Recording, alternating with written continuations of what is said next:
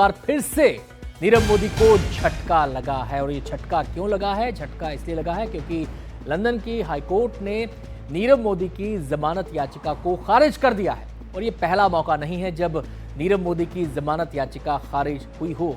ये उसकी 10वीं जमानत याचिका थी, यानी कि बचने के लिए उसने एक बार फिर से कोर्ट का रुख किया, लेकिन यहां भी उसको झटका लगा और ये 10वीं जमानत याचिका भी खारिज कर दी गई, जिसे सीबीआई और क्राउन प्रोसिक्यूशन सर्विस की दलीलों के आधार पर अदालत ने ठुकरा दिया। सीधे हम रुख करेंगे, हमारे सहयोगी मुकेश हमारे साथ जुड़ गए हैं और जानकारी देने के लिए। मुकेश, लगातार 10वीं बार जमानत याचिका खारिज हो गई है, क्या उसके लिए दरवाजे बंद हो गए हैं या फिर दाएं बाएं से अभी भी कोई रास्ता निकलने की उसके लिए गुंजाइश है? वो फिर से कोशिश करेगा। लोग इंतजार कर रहे हैं कि नीरव मोदी कब भारत आएगा।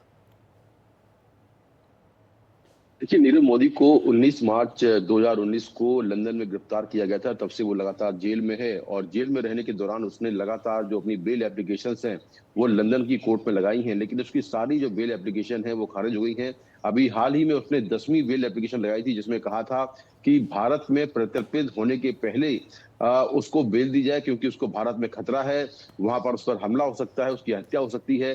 तो इस तरह की दलीलें कोर्ट में उसने रखी थी, लेकिन सीबीआई ने और जो लंदन की प्रोसिक्यूशन एजेंसी है उसने अपना पक्ष कोर्ट में रखा और कोर्ट ने सीबीआई की दलीलों को सुनने के बाद जो है नीरव मोदी की जो बेल एप्लीकेशन है वो खारिज कर दी।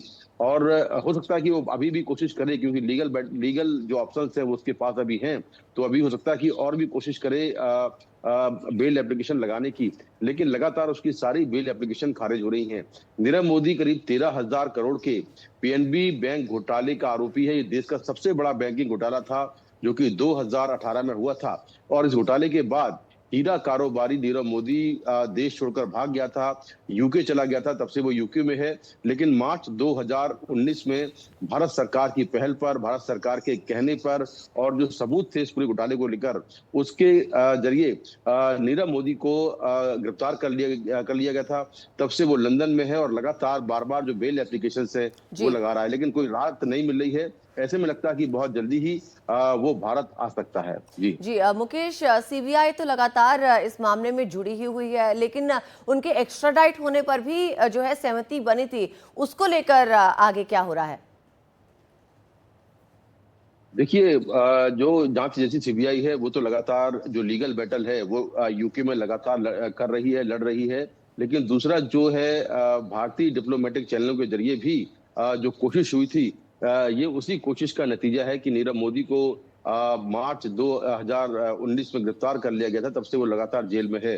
तो सरकार की तरफ से भी और दूसरा जो हमारी एजेंसियां हैं उनकी तरफ से भी लगातार कोशिश की जा रही है और बहुत जल्दी ही ये कहा जा रहा है कि नीरव मोदी को भारत लाया जाएगा, क्योंकि कानूनी तौर पर वो सारे जो हथकंडे अपना रहा है उन हथकंडों में वो कामयाब नहीं हो पा रहा है। तो ऐसे में लगता है कि बहुत जल्दी ही यूके से उसको भारत भेजा जाएगा और यहाँ पर जो उसके मामले का ट्रायल है वो शुरू हो जाएगा। जी, बहुत बहुत शुक्रिया आपका इस पूरी जानकारी के लिए मुकेश।